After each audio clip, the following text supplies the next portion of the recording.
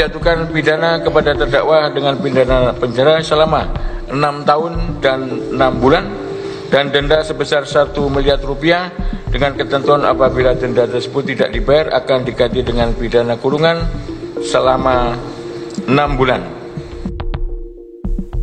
Ada yang curi ayam dihukum berat, dipukulin. Sudah jelas kerugian sekian ratus triliun vonisnya. Ini bisa menyakiti rasa keadilan. Pernahkah kalian bertanya, kenapa hukum di Indonesia terasa begitu rumit dan dipenuhi pasal-pasal tertulis? Mengapa kita tidak seperti Amerika yang banyak mengandalkan keputusan hakim? Jawabannya ada pada sejarah panjang kita.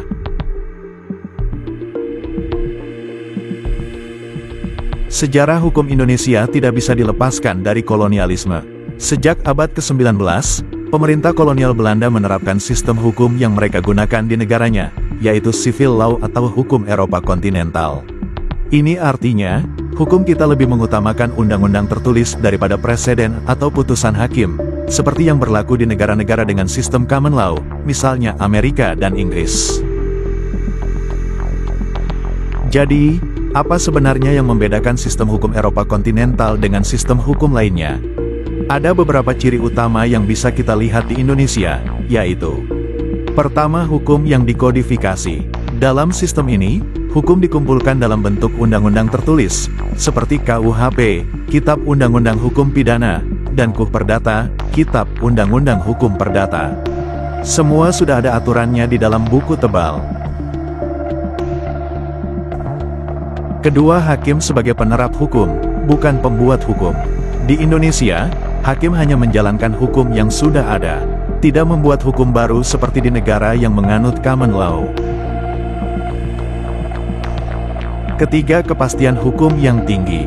Dengan hukum tertulis, orang bisa lebih mudah memprediksi keputusan hukum karena sudah ada peraturannya. Tapi tunggu dulu, walaupun sistem kita berakar dari hukum Belanda, hukum di Indonesia juga dipengaruhi oleh hukum adat dan hukum Islam. Kita punya hukum adat yang berlaku di berbagai daerah, dan juga hukum Islam yang diterapkan di pengadilan agama, terutama dalam kasus perkawinan dan warisan.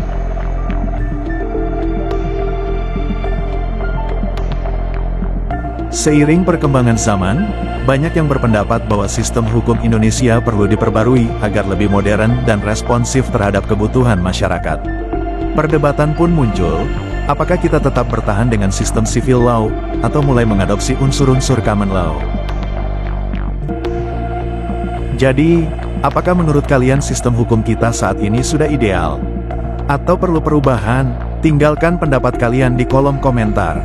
Jangan lupa like, share, dan subscribe agar kalian gak ketinggalan pembahasan menarik lainnya.